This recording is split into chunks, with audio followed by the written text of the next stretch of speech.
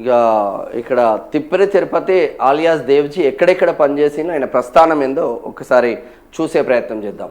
జగిత్యాల స్ఫూర్తితో దేవ్జీ విప్లవ బాట. Tippiri Tirupati alias Devji alias Ramesh alias Sanjeev alias Chetan alias Kumma Dada 44 ఏళ్ల పాటు అజ్ఞాతంలో ఉన్నారు. జగిత్యాల జిల్లా కోరుట్ల ప్రాంతానికి చెందిన వ్యవసాయ కుటుంబం. తండ్రి వెంకట నరసయ్య, ఒక్క అక్క లీల, 2 తమ్ముళ్ళు గంగాధర్ వెంకట్లు ఉన్నారు.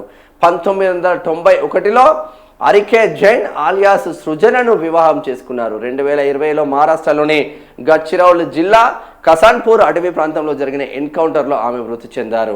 ఇంటర్మీడియట్ చదువుతున్న సమయంలో విప్లవ రాజకీయాల పట్ల ఆకర్షితుడై ఆర్ఎస్యులో చేరారు. రాడికల్ స్టూడెంట్ యూనియన్ అప్పుడు ఉండే అందరు దాంట్లోనే చేరి విప్లవ బాట పట్టిండ్రు.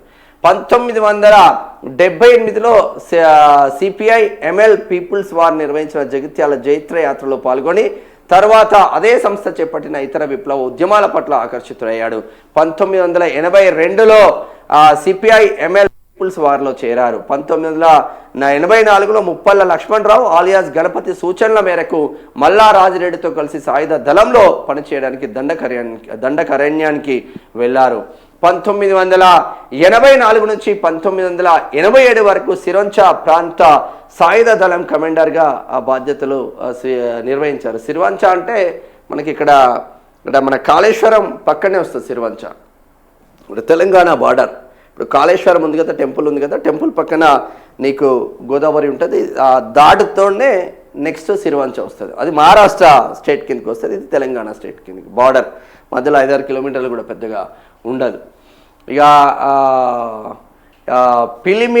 పిలిమిలి దళానికి బదిలీ చేశారు. అక్కడ నవంబర్ 1987 నుంచి అక్టోబర్ 1989 వరకు కమాండర్గా పనిచేశారు. ఏప్రిల్ 1989లో డివిజన్ కమిటీ సభ్యుడిగా గచ్చిరౌలి డివిజన్లో కమిటీలో పనిచేశారు.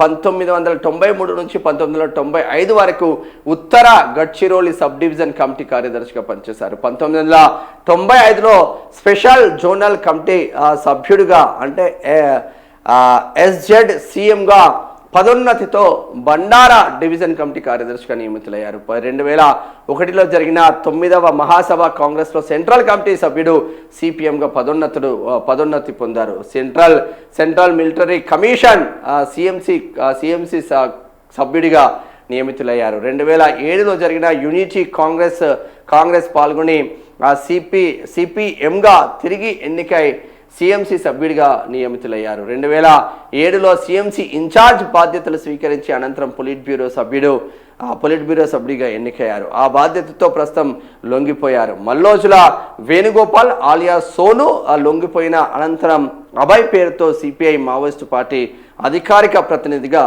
వ్యవహరిస్తున్నారు. అన్నను హద్దుకొని ఏడవాలని ఉంది అంటున్నారు ఇక్కడ వాళ్ళ తమ్ముడు.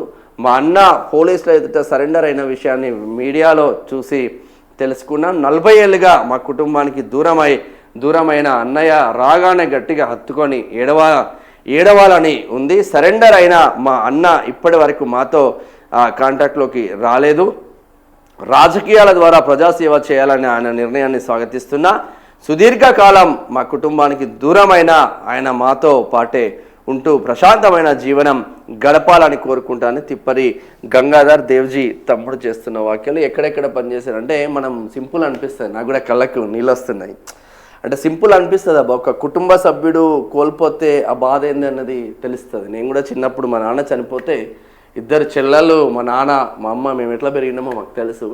ఒక కుటుంబ సభ్యుడు 40 సంవత్సరాలు ఒక కుటుంబానికి దూరంగా ఉండి చేస్తూ ఉంటే బాధ అనిపిస్తుంది. ఇప్పుడు నేను ప్రజావాయిస్ పెట్టినప్పటి నుంచి కూడా కుటుంబానికి దూరంగా ఉంటున్నా. మా వైఫ్ కానీ పిల్లలు కానీ ఏడుస్తూ ఉంటారు. కానీ కొన్ని కావాలి అని దృఢంగా నిశ్చయించుకున్నప్పుడు కొన్ని తప్పదు అని దృఢ సంకల్పంతో ముందుకు వెళ్తూ ఉంటారు. అందుగురించే మావోయిస్టులుగా ముద్రపడ్డ వాళ్ళు ఎవరు కూడా డబ్బు ఆశ కొద్దో బిల్డింగ్ల ఆశ కొద్దో ఎంతోమంది 1000 ఎకరాలు పంచినా కూడా వాళ్ళ గుంట భూమి కూడా తీసుకోలేదబ్బా.